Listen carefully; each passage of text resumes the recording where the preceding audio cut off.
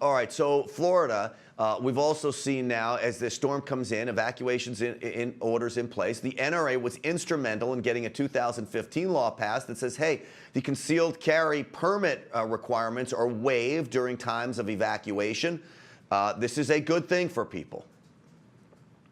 I think it is a great thing for people, and I'm so glad that this right is acknowledged, and I'm glad that this right was fought for by the NRA, because particularly during times of crisis, you see looters, you see criminals still gonna criminal. I mean, that's, unfortunate fact about all of this, and it's incredibly sad that they would exploit something as tragic as a hurricane and storm victims and try to exploit these individuals at the time of highest vulnerability. But it happens. I mean, we've seen this post-Katrina. We've seen this in numerous instances. It happens, and people need to make sure that they are safe, and they need to be able to protect themselves, because in so many, Grant, of these storm-ravaged areas, first responders can't be there. Law enforcement can't be there because they're part of a wider rescue effort, and that's incredibly important to acknowledge. So there, in some particular areas, you are your own first responder and your first line of defense. We did see in Texas when Hurricane Harvey hit, many of the people we talked to said that one of the first piece of items, their prized possessions that they grabbed when they were evacuating was their firearm, and really for two reasons. One was personal protection when they're out in the chaos.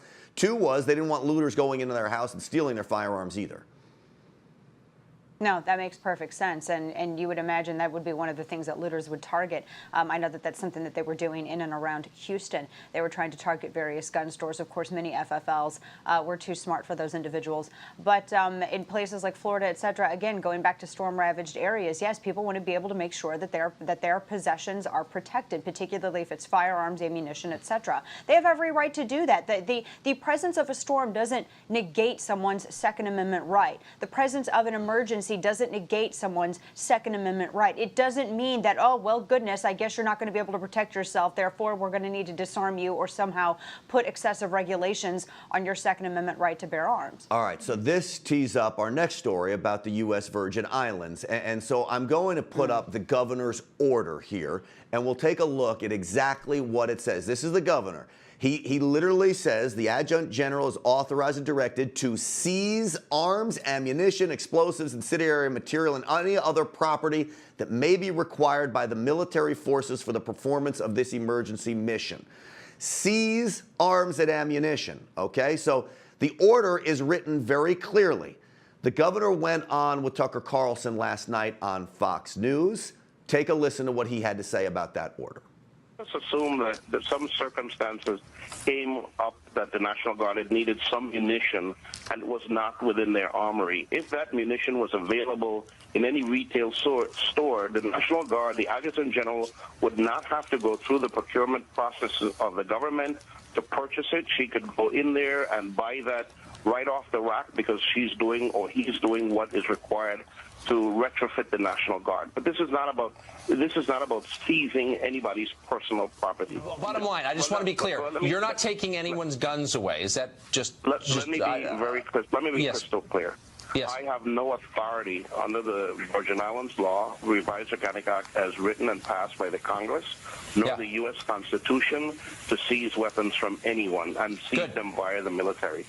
All right.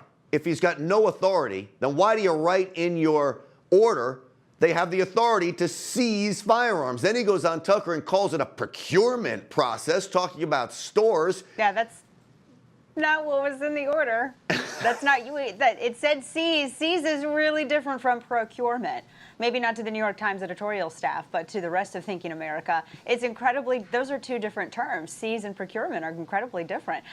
He was really dancing around that question on Tucker's program last night, but the order is as it is stated. But furthermore, this is post-Katrina in 2007 when this took place, when the NRA was fighting and they were backing a David Vitter-sponsored bill. This was on a Department of Homeland Security Appropriations Act. And on that, a Republican from Louisiana, David Vitter, included an amendment. It was a simple one-sentence amendment that stated that during times of emergency, you're not going to be deprived of your right to bear arms, etc.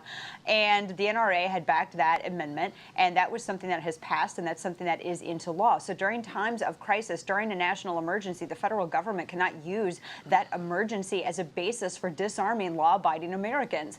And that's the law. Yeah. I don't care if you're a politician in the United States mainland or you're in the U.S. Virgin Islands. People are sick of elected officials talking out of both sides of their mouth. When you write seize in an order and then call it a procurement process and say you're not going to seize on TV. Yeah, that's entirely different. And Green, I understand what he was saying, and I thought his terminology was quite bizarre because he was saying, well, you know, because we can't just go and he actually, did he say the phrase off the rack? Because I'm pretty sure that that's what it sounded like he said. Yeah, like yeah. you're just going to go, yeah, you're just going to go, get it off the rack.